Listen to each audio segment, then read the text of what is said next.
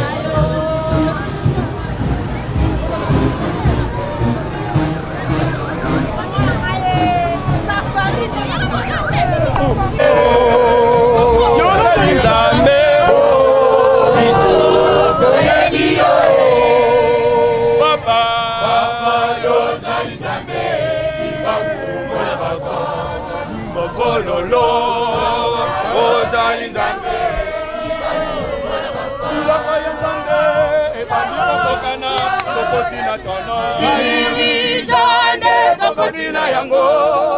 bilaka ya Nzambe ebandiko kokana tokotina tono tokotina yango bilaka ya Nzambe ebandiko kokana toyena mashene tokotina yango bilaka ya Nzambe ebandiko mashene Dirijande tokotina yango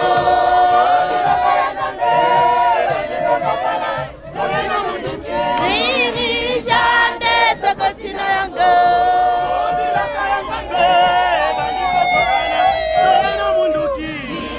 Dirijande tokotina yango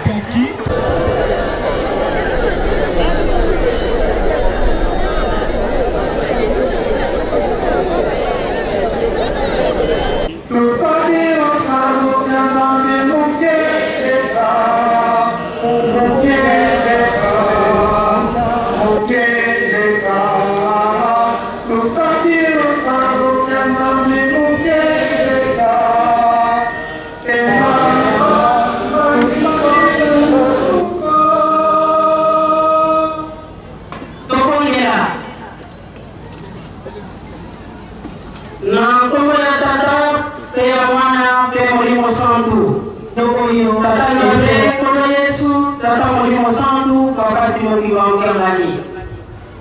mawa na yo kati na biso na se ya ntango nani ayebaka ete biso tokozala bato tozali biloko pamba totekaka mpe na bamarchandise biloko ezali ntina kasi na mawa na yo ondimaki ete oya konyokwama 120 coups de fouet de jour au jour 30 ans de prison yonde papa simokimbango bateli malamu ya babate onyokwamaka mpona biso na mokolo lelo biso babungu na yo batata bamama bilenge basi bilenge mibali tosangani awa konelaka ya mibukama tozali akokoka te papa amiselamana mingi bazali na nzela bazali kolimbisa mamona nyonso okeseni tata mwana mpe molimo santu amen. Tukutangana Pisome 89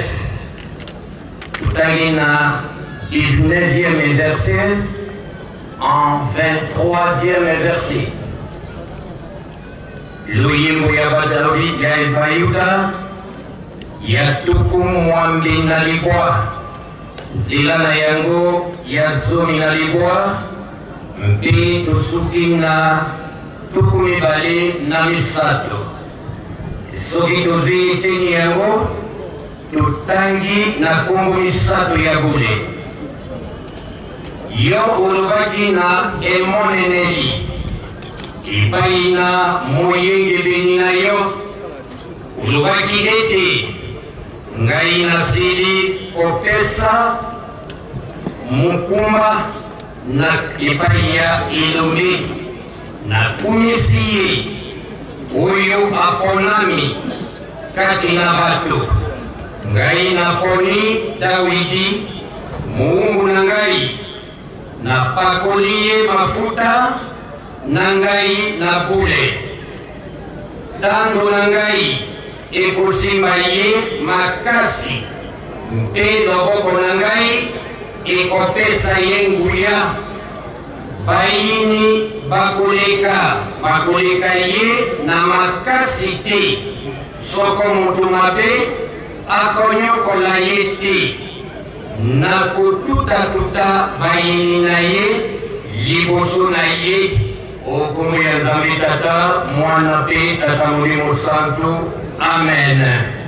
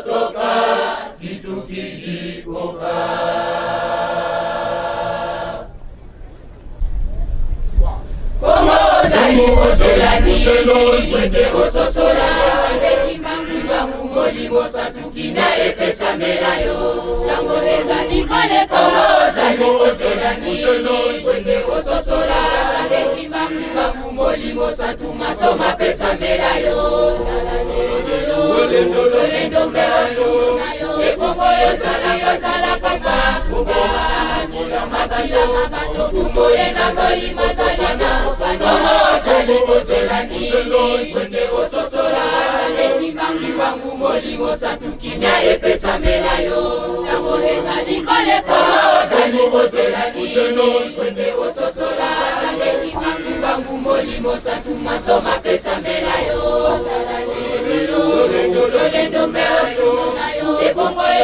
yozala pasa kuba makila mabato kumboye na zoli masanyana wanongo ozali ozelani ebe ososola tabeki mamuka kumoli mosantu kimia epesa mbela yo yango ezali koleko ozali ozelani ebe ososola tabeki mamuka kumoli mosantu masoma pesa mbela yo ikamboli kweya na ngomoli ibomba makati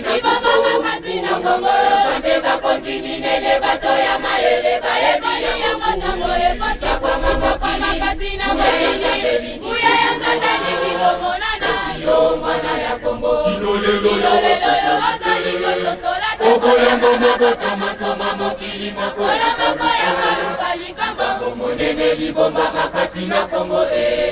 eba yango okoyambo mobota masoma mokili mokola moko ya maruka likambo monene libomba makati na kongo kweya na bomba makati na kongo zambe bakonzi minene bato ya mayele bayekoli ya motango ekosa kwa masakwa makati na mayele uya ya ngandali kibomona na siyo mwana ya kongo kilolelo yo ozali kososola okoyamba mabota masoma mokili mokola moko ya maruka likambo monene libomba makati na kongo eba yango okoyamba mabota masoma mokili mokola moko ya maruka likambo monene libomba makati na kongo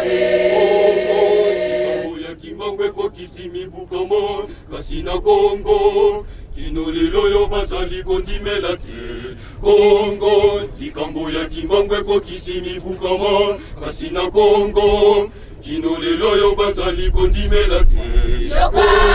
utana momokoto yoko kama libatukumi bale na mokoti mbangu masalaki makamusi baye na kongo yo bakidele basalaki masoli kamba ya mwali ya bana te banyokolaki ebulaki kumisato ya pasi na boloko bango babosanaki ete bakokangaka moto pasi nzambe te lelo yo likambo libeli mosoki kuntamami ikoki ya kimbangwe kokisi mibukama kasi na kongo kino lelo yo bazali kondimela te yoka asekwisaki mibembe bakufimisa mpe bamonaki libosono bikambo libato na mokono babiyikisamaki atambolaki likolo ya mai mpe matosaki ye asotataki mbangu asalaki esalema wana kongo yo abikaboli bilongi mitano alakisaki nguya na ye baningele bakamaki esoki mbangu azali nzambe kongo ozali kozela nini ondimela kimabuswaso mapesa mbembela yo kongo ozali kozela nini likambo ya kimbangu lelo likokisimbukama kasi na kongo kongo ndimela ye ekakofika pekotola sosola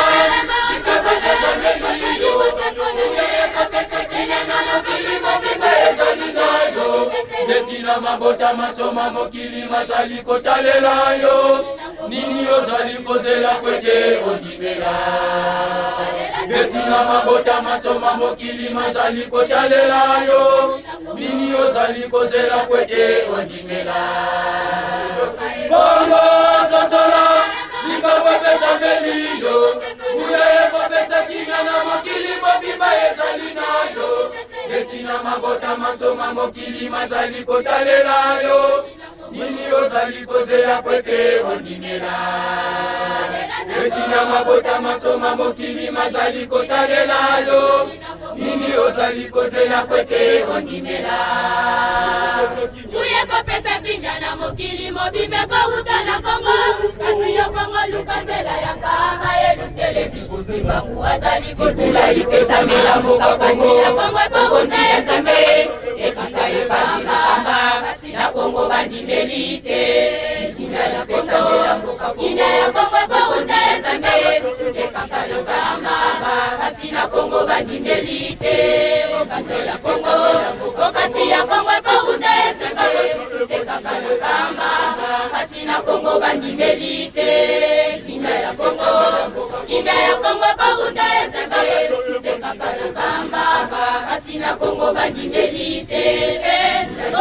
manga mwisi tata kimbangu asala tina mokili komoni misala ya tata kimbangu asala tina molite okisi mibulama masikino lelo na kongo bandimelite oyoki bomoni kasi kino lelo bandimelite koyeba yango bokasi ya koso bokasi ya kongo ekouta ezaka esute kaka na kamba kasi na kongo bandimelite kimia ya koso kimia ya kongo ekouta ezaka esute kaka na kamba kasi na kongo bandimelite konga ezali kobeta kongo sosola simo kimbambi mokumba monene pesa meliyo ya kotango bandimelite kilimolali pesa mbila kofinga kocola tango ezali ya zambe mabota masoma mokili mazali kotango bandimelite kitulali pesa melambo likambo ya konzi ya zambe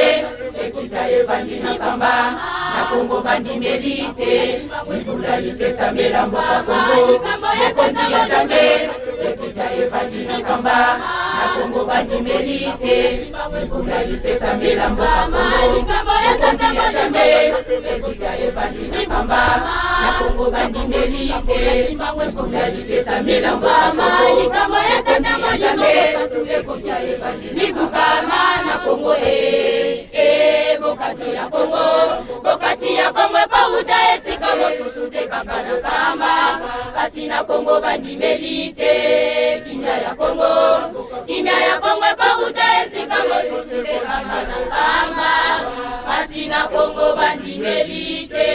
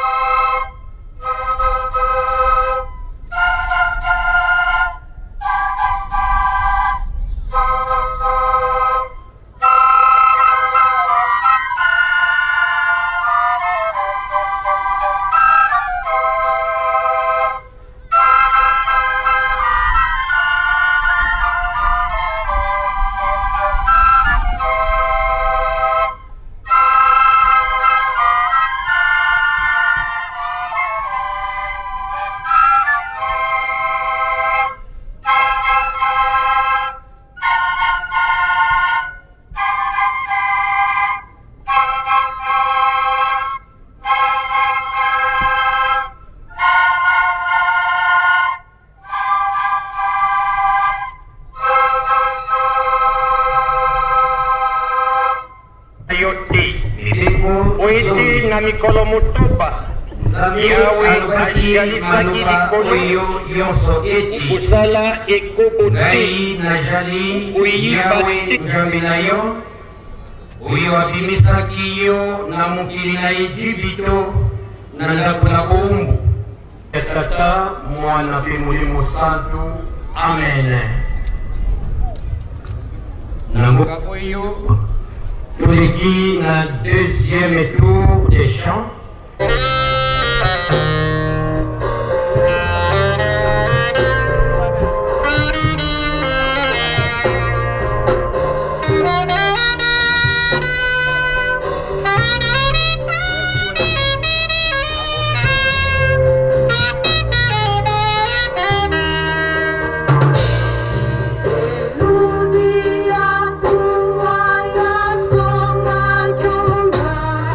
India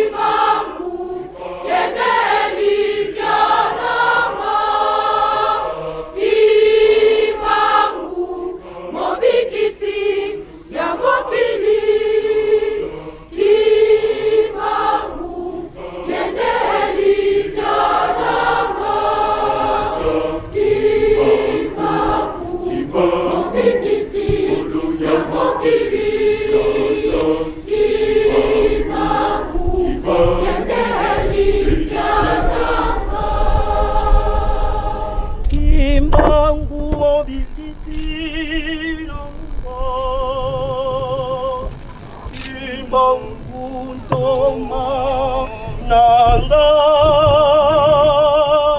basi amoyaki wetena bikisama imbangu mobikisi nanga imbangu toma nanga basi amoyaki wetena bikisama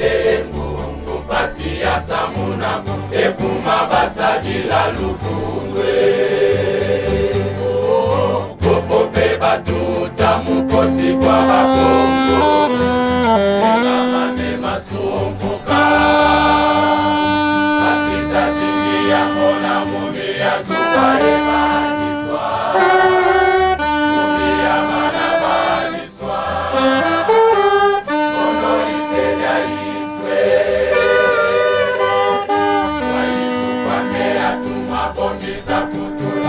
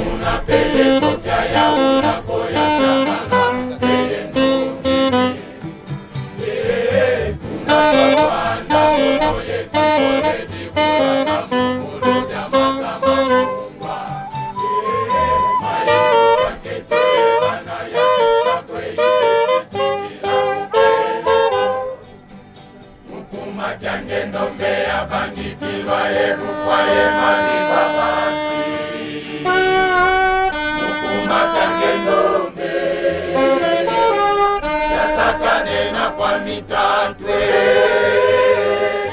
mufulu zange ndombe ya fidirwa mutiaka kwa bayana tyakwe pasi ya fuila kune watatamana mukikole mono tumba muya metiba ya mekaba mbende zitusuko mono kibangu kumputu komene zitiswa yelukaze kuswa konde yetaka kumbwa mesitwa bwabwana kweto luvingile kuma kadinge Afrika bekumbwe sensonzo izazingi mukuma kange ndombe ya bandikilwa yebufa yemani kwa panzi mukuma kange ndombe ya satanenwa kwa mitatwe mufulu zange ndombe ya fidirwa mutiyata kwa bayala ntyakwe pasi ya fuila kule watatamana mukinkole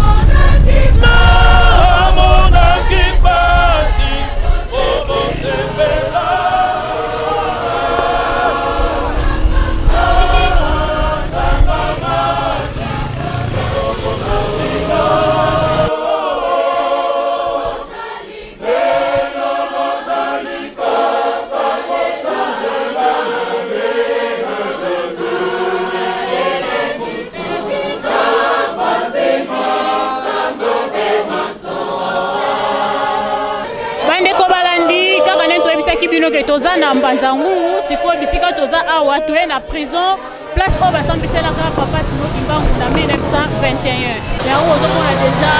de part et d'autre bapolisi na mpe bambuteli ngomba baye mpo basambela toza deja awa bisika oyo basambiselaka papa Simon Kimbangu. Papa dirigeant général Kimwana kiame Tela mese salu kyangunza nzambi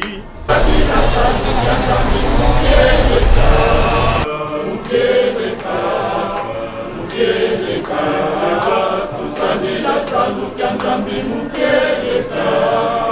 Ileka ya vima Mangitwa furuka Na komwa Nzambe tata mwana pe tata molimo mosantu tata Nzambe kolo Yesu Kristu papa Simon Kimbangu Kiangani Nzambe na biso tozongisi merci pe matondo mingi epai na yo papa pamba te bolingo na yo ezali monene epai na biso bana limbisa biso papa tomikoki te Nzambe na biso tata Simon Kimbangu Nzambe na biso tata Simon Kimbangu Nzambe na biso tata Simon Kimbangu tika okumisama tika okumisama papa lelo sepi obimaki na boloko papa santa ezalaki na biso pasi mpe kolela gamu na biso ebandeli kino suka nango tobengi ozala na biso elongo yo esengo na biso yo elonga na biso yo kimia na biso tika te yango emonana kati na loposo moindo mpe na moto nyonso mpe na mokili na biso merci papa mpo na bolamu na yo osalela biso kala osalela biso lelo mpe obongiseli biso mikolo mizali koya na kombo Nzambe tata mwana mpe tata molimo mosantu amen. Sans plus tarder po ete na molai nango tokoyo komona discours tokotanga kuna na culte awa tokopesa bino mwa bref explication makambo ndenge elekelaki yango nakopesa maloba na maître Dede Dangenda po ete apesa biso na mokuse ndenge nini na 1921 likambo ezalaki napesi maloba na maître Dede Dangenda. esikoyo toyei kozonga lisusu awa ndenge na 2011 le 3 octobre ntango révision ya procès esalami haute cour militaire annulé jugement ya conseil de guerre ya Tisville tozongaki awa haute cour militaire asignifiaki to apesaki na maboko ya tata mokonzi ya bikolo papa Simon Kiangani arrêt to décision na ye oyo eannulaki condamnation ya papa Simon. Ngai personnellement nakomeka kotelema moke tomekozala mokuse mpo tozomeka koretrace histoire lelo esali 100 ans ndenge barapele biso depuis condamnation et puis 10 ans depuis révision nazwa partie etali ya 100 ans condamnation toyebi mpasi moko bamozali kosala ye na bandeko kozala pe comme mosala ya tata Nzambe ezalaka kilo andimaki yango mbala moko te. C'est jusqu'en 1921, le 6 avril, il a Moussala qui m'a dit à Kinshasa, a travaillé dans HCB, on a tenu sur l'histoire. A Osa Moussa na côté à l'Université de Tanzambé, a Osa Moussa a guéri le batu, au big qui s'abattu un malade. Quand Moussala a l'air abandonné au Sala Yango, et c'est pays ça qui bat, et Belété. Notamment, Bae Oyo, Bazala qui fait na Mangomba na Bango, a Namboka na Bisoto na colonie du Congo belge à l'époque. Bamonaki ete na kati ya Mangomba na bango bato bazalaki lisusu kokende te bato nyonso bakomi kokende na nkamba bato ebele mpe batikaki bakomi kokima misala na bango baprefere bakende na nkamba bayoka liloba ya tata Nzambe soki baza na baproblème bakoka kozwa guérison donc na bacommerçant na baindustriel bakomaki dérange même na bahôpitaux bato bazalaki kokende presque plus. Soko tali catégorie wana nyonso osangisi na presse coloniale à l'époque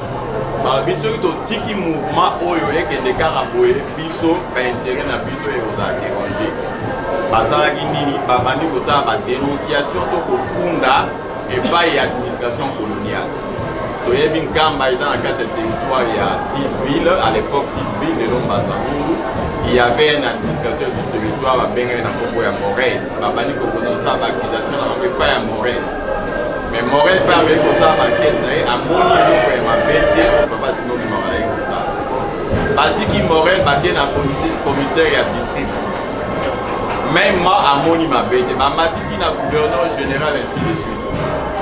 mais qui même quand intoxiqué parquet mais parquet on a esika nini a voyer qu'on lande la papa sinon qui m'a monté toi kangaye moi ça là qui likambo ya ma bête.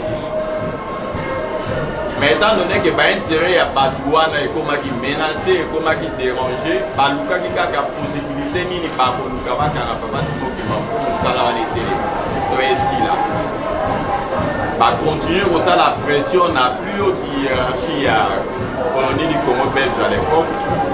Et si quand ils là qui commissaire de district Reten à Onatisville va nommer commissaire de district Moussousou na Congo ya descend. Il y a dans la qui très dur. Matcha qui est la mission principale est aussi sa moussala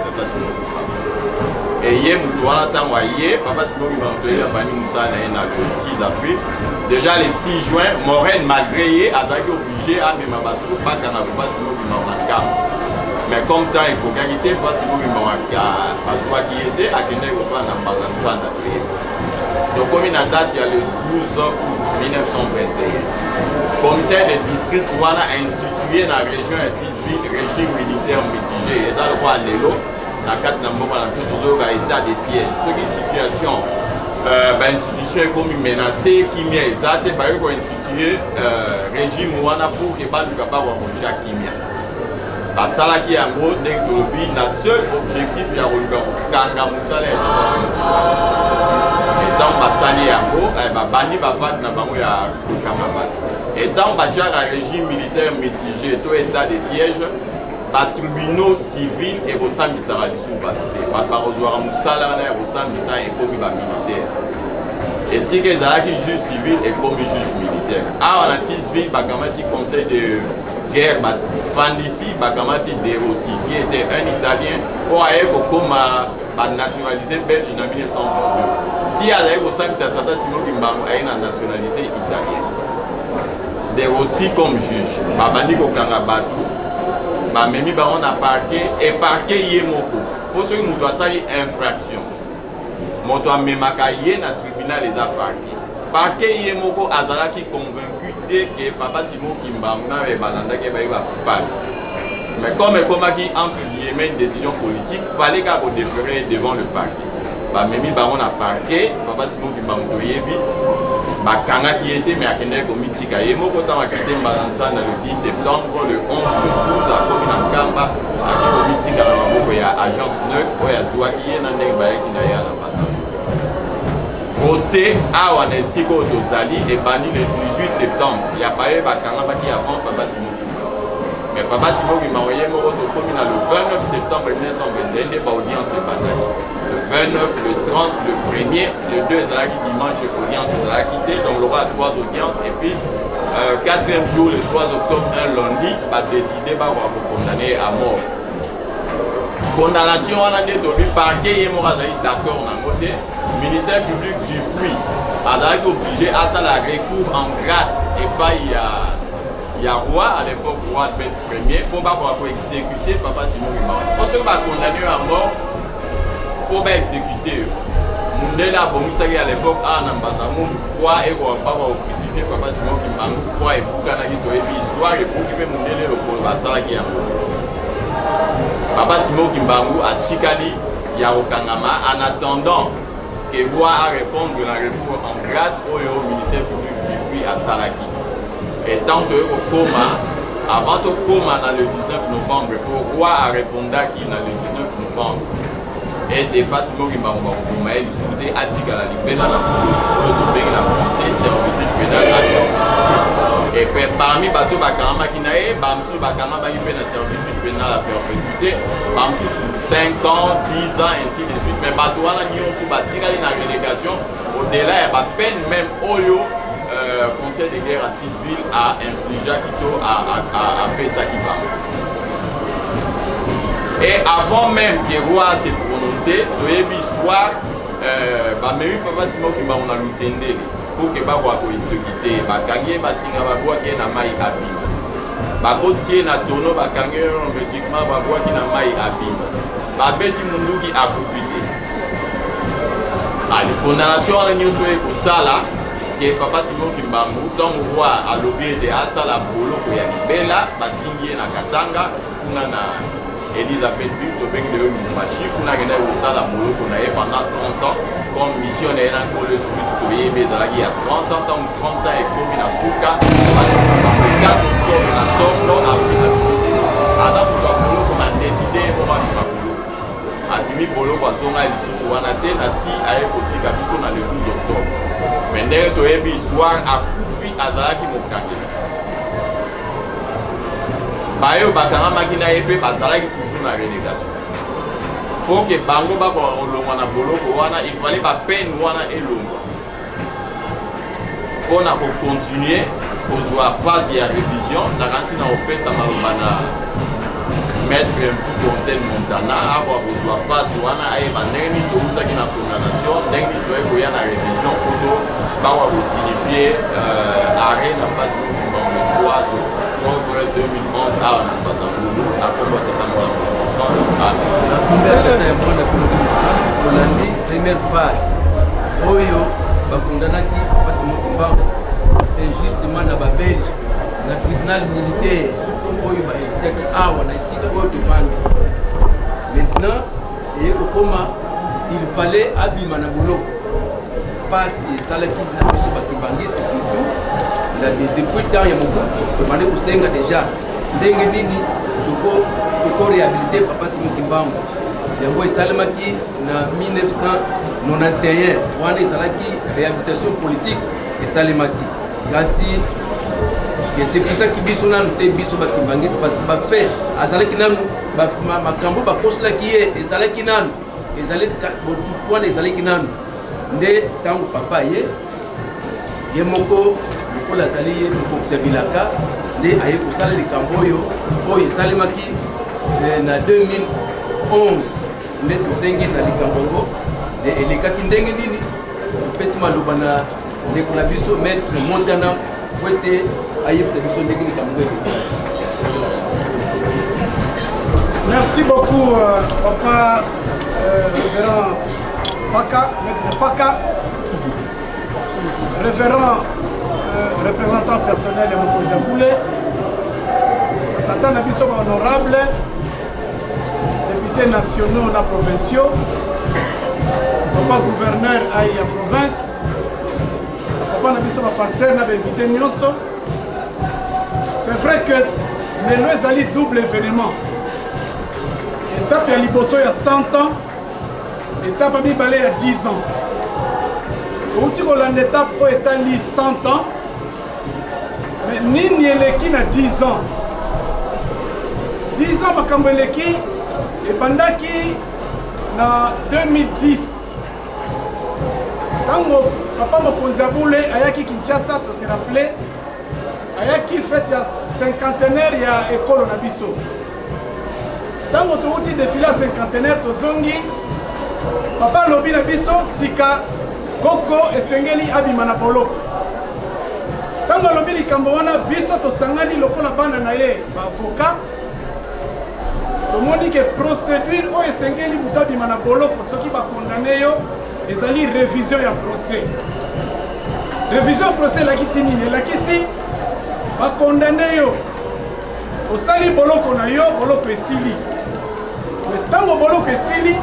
o e komona que condamnation wana makambo batiaki na mutu na yo ezalaki ya lokuta.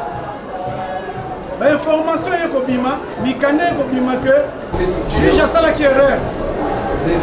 Yo asalaki likambo te soit likambo wana batie na mutu na yo mutu mosusu asalaki yango soit bapreuve ezali mais ntango wana juge azwaki yango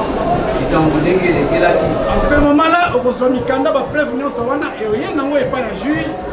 olobaki ngai likambo oyo bakondamnaki ngai injustement nasalaki likambo te voici bapreuve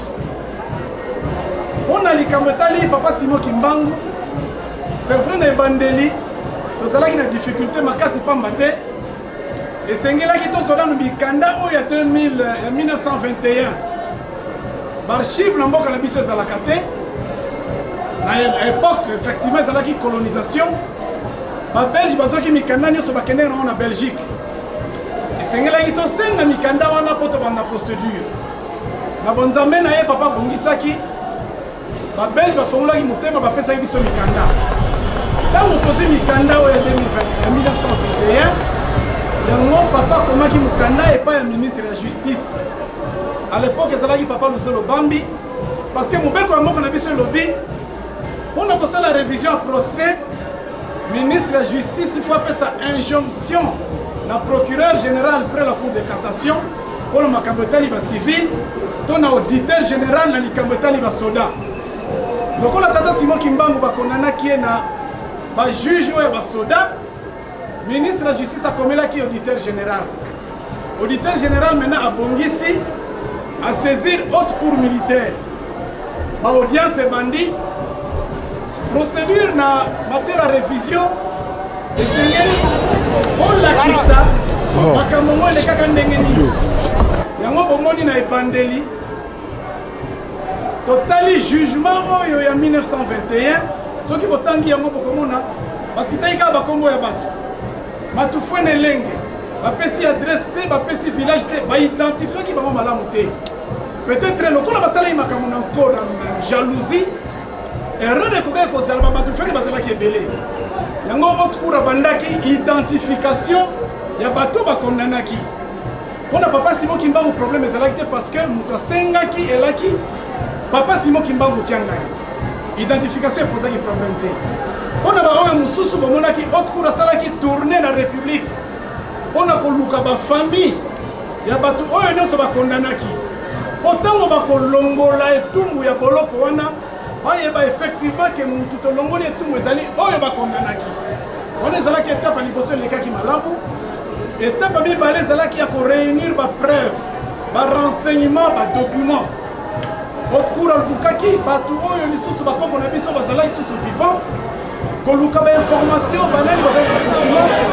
ntango baréunir badocument biso mpe todepose oyo tozalaki na yango mwa baarchive ebelebele ezalaki komita na bandako na biso tobandi kosamba sikoyo liboso ya haute cour révision ya procès condition ezali pamba te soki tolandi na epoke wana bato baza koloba non eza kaka mascarade politique non ezalaka procédure moko très complexe soki boza na bapreuve te bokolonga te biso tokangamaki na condition moko oyo boza koyoka fait nouveau elakisi nini biso toye kodémontrer que juge ntango asambisi papa Simon Kimbangu alobi na ye osali trouble à ordre public osangisi bato mpo opekisa bato afuta mpako te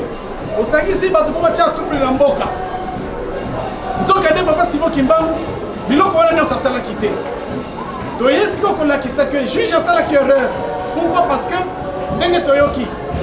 déjà division ezalaki de niveau d'administration à l'époque administrateur ya territoire ya ti civil commissaire de district na adjoint na ye bango nyonso balobaki tokomi na nkamba tomoni trouble ezali te likambo moko ezali te procureur moto amebaka moto asali infraction liboso ya bajuge ye alobi motu asali eloko te yo ndenge nini juge yo okoloba osali eloko na kondane yo donc wana eza mpona biso fait nouveau badocument oyo parquet asalaki contradiction na niveau ya administration position ya administration ekokaki koyebisa juge que mutu oyo aza innocent kokondane te me ye akondanaki ye fait nouveau par rapport ya condamnation tozwi baélément wana toyei kolekisa na haute cour botala mikanda oyo parquet akomaki botala mikanda ya administration akomaki boyoka barenseignement ebimi na niveau nyonso ntango haute cour alandi atali ya biya solo soki botangi ya re ya haute cour okomona ke haute cour aconfirme ke ya solo papa Simon Kimbangu azalaki mosali ya nzambe haute cour alobi ya solo papa Simon Kimbangu azalaki kosala politiki te haute cour alobi ya solo trouble oyo bazalaki koloba na mbanza na nkamba trouble ezalaki te bazalaki kosambela bazalaki koguérir bato donc lokola bafait nouveau emonani haute cour ahésitaki te mpo alongola boloko na epai ya tata Simon Kimbangu alongola mpe na bato nyonso oyo bakondanaki bango lokola bakufaki ezalaki ya titre posthume donc mémoire na bango ezalaki lave wana étape nyonso oyo nde elekaki na procédure soki totali malamu ntango bakangi papa Simon Kimbangu pasi ekotaki na population mawa ekotaki espoir na bango ezalaki na papa Simon Kimbangu akei na loi na procédure oyo etali procédure militaire ezali prévu na kati esika bakondanaki mutu ezali esika wana kokende kotika mikanda na ye oyo kolibere ye soki botali disposition wana eke nzela moko na prophétie ya papa Simon Kimbangu ya 1921 oyo alobi ekangami na mbanza ngungu efongama wapi na mbanza ngungu. Voilà le sens ya esika oyo toyaki na 2011 haute cour a rendre arrêt na ye na Kinshasa mais lokola papa Simon Kimbangu bakondanaki ye na mbanza ngungu haute cour akita eti awa mpona kopesa na maboko ya papa Simon Kimbangu kiangani arrêt ya réhabilitation prophétie et s'accomplir mobeko ya l'état mpe ndenge ezalaki prévu et s'accomplir. Donc lelo tozokommémorer 10 ans effectivement soki botali aspect baza kotuna mingi me bakangi papa Simon Kimbangu bakangi bacollaborateur na ye 37 000 familles déportées oyo ndenge nini bosengi dommage intérêt te question wana mutu afundi eza papa Simon Kimbangu kiangani alobi na biso valeur oyo papa Simon Kimbangu ayaki kopesa biso bato moyindo eleki mbongo oyo bakopesa biso tokocalcule yango na combien valeur spirituelle oyo toganye na victoire oyo papa Simon Kimbangu valeur matérielle nango ezali te satisfaction oyo biso nyonso toza nango na mokolo ya lelo satisfaction oyo population nyonso bayoki ke tata Simon Kimbangu abimi na boloko baoyo bakondanaki babimi na boloko moya komesure yango na mbongo ezali te. C'est ça le résultat oyo tozwi victoire matérielle et que victoire spirituelle papa expliquango mikolo nyonso ndenge nini biso toganye na oyo papa Simon Kimbangu abundaki lokola etumba na kati ya mokili face ya mondele biso tozalaki chosifie tozalaki bato na valeur te aye kopesa biso valeur. Donc c'est ça le sens ya réhabilitation judiciaire ya révision ya procès ya papa Simon Kimbangu na banza 10 ans lelo sens ya esika oyo epesami par rapport à 100 ans et puis sens ya esika oyo epesami par rapport à 10 ans ya révision ya procès ya papa Simon Kimbangu na mokuse lokola baprogramme ezali ebele mwa moke tozalaki na mwa kabola na bino yango wana na kombo ya tata mwana mpe tata molimo santo amen. Na kombo ya tata mwana mpe tata molimo santo papa kesolokele lokelo papa de lunga na kiangani papa de ngenda kuntima yonde papa Simon Kimbangu molimo santo nzambe biso tozali bato bino bozali banzambe na lutumu na yo tata molimo santo nde tokumi awa après 10 ans ya kobima papa Simon Kimbangu na boloko nzambe na biso fungula banzira nyonso po ete mutu mwindo azwa kimia sika tolingi tokende kuna na stade mpona kokontinue makambo mosusu zala liboso zala nsima tya biso na kati kimia tosengi na mbuka Yerusalemi mpe mokili mobimba na kumbu ya tata ya mwana mpe tata molimo santo amen.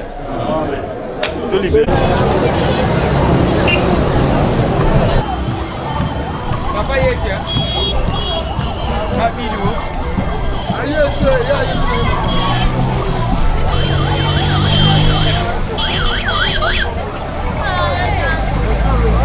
chef father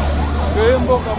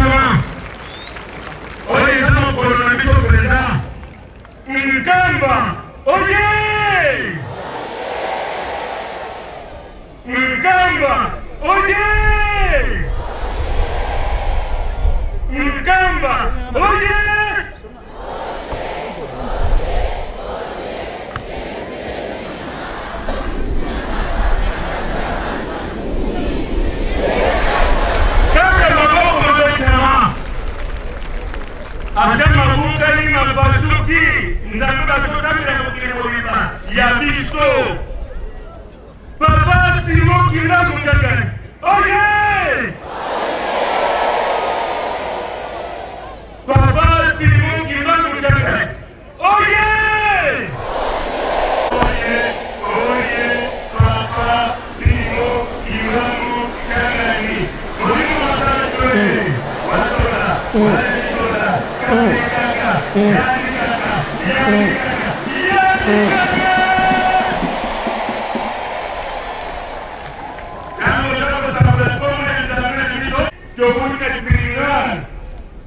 Bazuzi balakisilisho nenge babelise bakambasakilisho ya kokomene ingite mwanekesigo kilamu kasuriani na mokinanisho parapor na efori ya bana ya ngoma ekomoku wadomu wakilengite basala abosala bano mwelekitumu na tukuja batiaki na babasi mokila. Donc, Victorieni, tenateli de 11, kuna tribunal, bano mwekimanzu ya tukuja, eka na duniani ya babelise, eka na magoma na bango, maigatiaki njite mwana babasi mokila. Kekatena biso na bonso minyo, lukuja ya bayini, nyonse nilikwasa. Eh bien, faut qu'on ait un programme. Boyele que tata Molimo Mosantu. Ye avane que na mutema ya mutioso na ikohani. Yenda kingi na nganga nzambe. Bagade kina lukumu. Eke baya komonisa. Enongira ye na mululu mwenye oyo. Awa ye azwani na milulu makasi ya korate dirijan. Bona feki ya mkono malaya. Na yango bakomona bango kotakomona patriarche ya fani na kotria dos pembeni ya papa ministre provincial oya kala kakieto mbongo ye wana papa revera katembo meya mono batambuli ya bango na papa revera wumba mbulu diamu bayi kati na bango papa de cadre azali Kasina Senginano, Nabilombe ya Banganga Nzambe, le grand sacerdoce qui magiste, Botel de l'Onkumu pour la Moujoie, Fati Yini Sanano, le Kumu de la Gabonina Yango.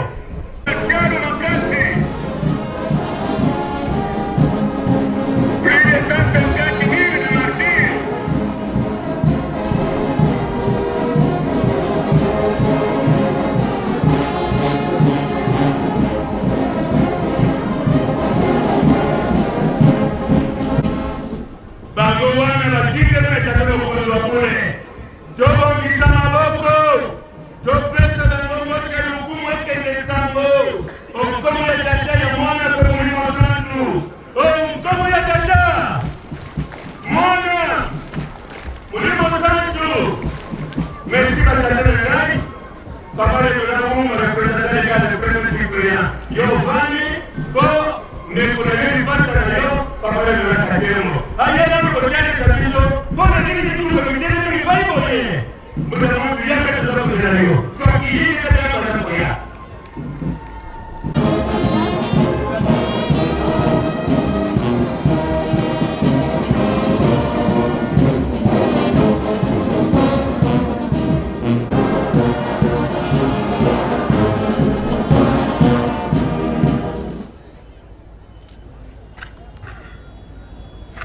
Kongo ya tata mwana pe tata Molimo Mosantu. Kimanisme oye! Oye! Kimanisme oye! Kimanisme oye!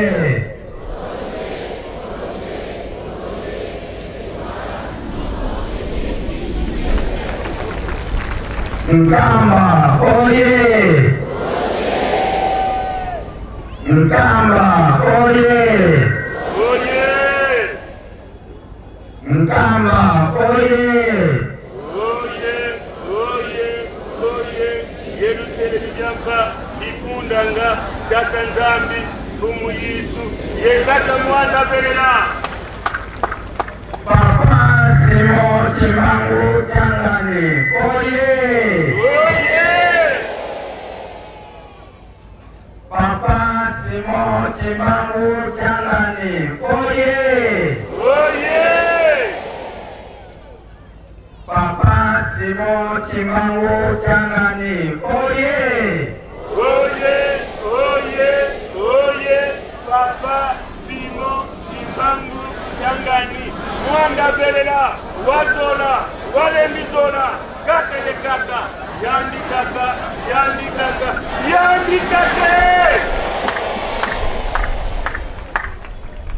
na kombo ya tata mwana pe tata Molimo Centre batata na bamama bakimangise pe bato moyindo bana ya Congo Démocratique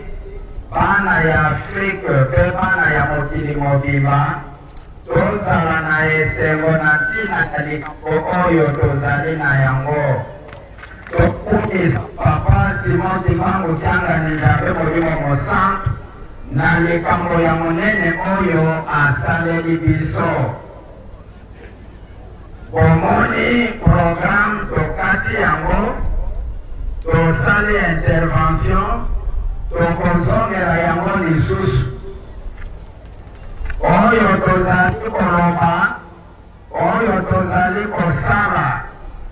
Nzambe Molimo Centre Papa Simon Kimbangu Kyangani ndenge apeseli biso programme yango tozali kolanda oyo atindi yango nde tokosala tokobakisa te tokolongola te Papa oye ezali kokamwisa bato komona mituka ekoti na katikati ya programme toyebi programme na biso bakimangise ndenge tosalelaka lelo ndenge tomoni mituka etandami liboso na biso tozali komituna oyo nini evenema tozali na yango lelo eleki monene tokozongela kozwa maloba ya mibale awa totelemi mpona koprezante biloko oyo ezali na mituka oyo tozali komona liboso na biso Papa Fumalongo Papa Simon Kimbangu Kyangani Nzambe Molimo Centre alobi toprezante biloko oyo euti na Kinshasa na Lutenele 1921 2021 100 ans mokili mobimba bazali koyoka mokili mobimba bazali kolanda likambo ya monene oyo Nzambe Molimo Centre Papa Simon Kimbangu Kyangani asali 100 ans ya existence ya Lingomba histoire ya Église Kimangise esalaka pasi na bato koleka kutu oyo tozali kotanga na Nouveau Testament mpona bomoi ya Nkolo Yesu toyebi biso nyonso ete Papa Simon Kimbangu bakangaka ye na nkamba le 12 septembre 1921 bamemaki ye maboko ya kokanga makolo ya kokanga chaîne kino na kingo histoire toyebi yango bana ya Congo bana ya Afrique mokili mobimba bazali kolanda biso toyebi histoire mpe totangaka yango ntango akomaki na Mbanza Ngungu awa tokolobela makambo yango ya le 3 octobre lelo na ndenge bamemaka ye na Kinshasa kaka na minyororo na makolo na maboko mpe na kingo Kimbangisme oye kobanda 1921 lelo 2021 minyororo oyo toyokaka kimbangu yango oyo komoni ezali na kati ya mutuka oyo ezali liboso na biso minyororo wana ezali 100 ans awa tokofongola te ekokende kofungwama na Yerusalemu esika ye moko Nzambe Molimo Mosantu azali akokotisa yango na mize kuna nde tokokota biso nyonso tomona minyororo oyo bakangaka Nzambe Molimo Mosantu na kingo na mapoko mpe na makolo tomonaka yango na bafoto ya mibale ntango akomaki na lutelele toyokaka histoire bakotisaka ye na tono basude tono babwaki ye na kati ya ebale fleuve na ndenge abimaka atamboli likolo ya mai lelo tono wana ekokisi 100 ans kimanyizwe oye tozala na esengo bana ya mapamboli bana ya bilaka nkolo Yesu alobi bilaka oyo biso tozali komona lelo bato bazelaki yango utakala bazalaki na posa ya komona kasi bamonaki yango te bazalaki na posa ya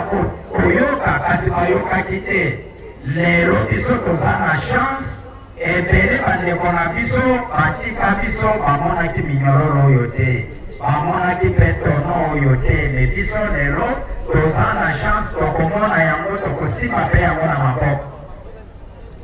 ya misato kaka na kati ya mutuka wana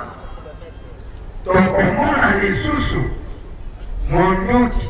to revolver oyo balingaki babomela papa Simon Kimbangu na 1921 bana ya papa oye bana ya mapamboli oye tozala na esengo likambo oyo ezali esengo mpona biso soki Nzambe Molimo Mosantu papa Simon Kimbangu Kyangani azali koloba na biso ete tozali bana ya mapamboli ezali ya solo kibangise tozala na esengo Nzambe akaniseli biso tozali bana ya mapamboli pamba te bilaka ya nkolo Yesu ekokanaki epai na biso na Congo démocratique na Congo central na territoire ya Manzangungu Katarak na secteur ya Timasi na groupement ya Nzundu pe na mboka Nkamba Yerusalemu ya sika Nzambe amonanaka kuna kopanda 1921 kino lelo azalaka na kati na biso alobaka kati na biso tovandaka na ye ayebi biso biso mpe toyebi ye ndenge ekomama na kati ya Bible nde batata na bamama mituka oyo tomoni ndenge tolobi papa azali kozela yango na Nkamba kopanda 1921 chaine wana ebimaka na nzoto ya papa Simon Kimbangu ekokisi 100 ans lelo ezokota na Yerusalemu tono wana apres 100 ans eza kokota na Yerusalemu revolver wana apres 100 ans lelo ezali kokota na Yerusalemu bana ya papa oye ezali esengo mpona biso oyo etikali toza kokontinue programme mpona koyebisa suite ya programme oyo papa atindaki mpo ete toyebisa mokili mobimba parti ya liboso atindaki toloba yango wana tolobi oyo etikali soki bapesi maloba tokokontinue koloba awa tosalaki intervention po topesa nzela na bandeko na biso président général ya MSSK aza komema charge wana akomisa yango na maboko ya mokolo na yango Nzambe Molimo Mosantu tolobi mpe tosuti nano wana na kombo ya tata mwana mpe tata Molimo Mosantu amen amen Kimbangu oye toyoki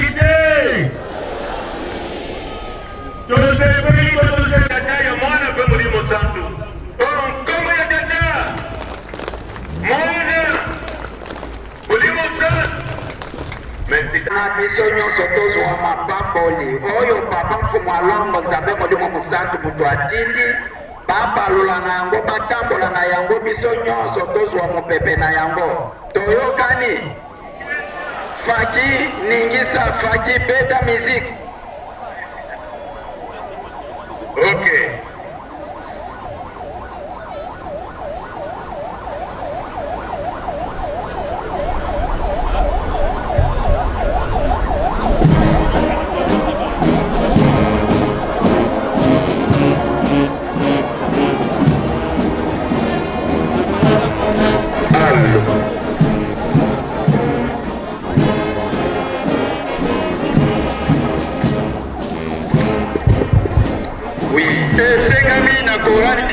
section mangu obima chauffeur azali kozela bino sikasikawa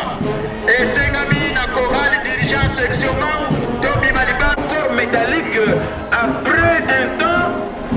beba kasi tono oyo eloko ezali mpe mobimba tono ezali mpenza mobimba nde yango wana tolewana biso nyonso na ntango wana bato mokie nyonso oyo balingaki bakomela babasi mokimbango balobi na biso masauzwa makangami na kumbawa pele oyo biso tozwi libaku ya komona nyonso awa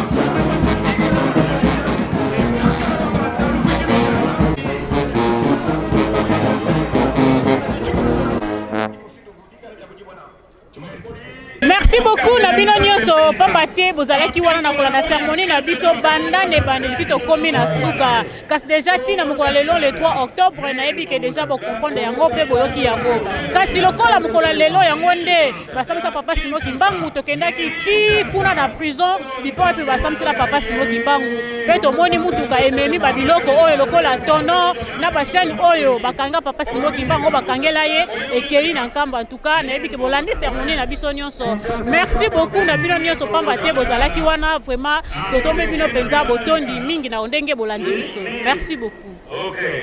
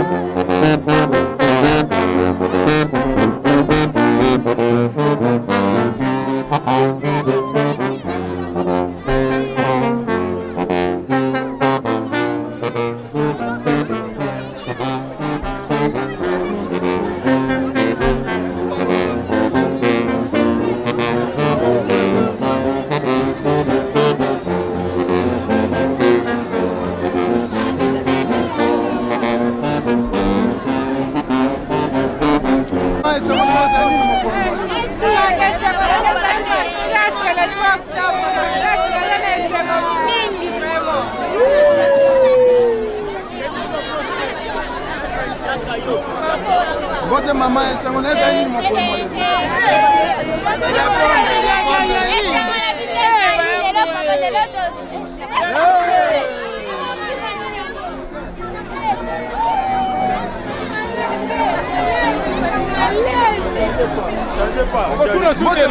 Kombo naona ni pesa mnaweza nini? Kombo na baba skoni membre ya GGK. Esengo naweza nini? En tout cas, esengo tozana ngona milulu ya lelo le 3 octobre 2021 le centenaire de la libération ya papa Simon Kimbangu nde lelo libération na ye donc c'est précipitation nazani uti maloba ya koloba parce que sentir l'équipe tellement vite. Merci beaucoup. Merci. Kito makasi to legi na kimi makasi ka minga olobeza ko sebeli koma na ka veli namsaka na mwana yo yo fete nzambe la biso ya nzambe makasi nzambe la biso ya moko kontabule ça 2021 komona ngai papa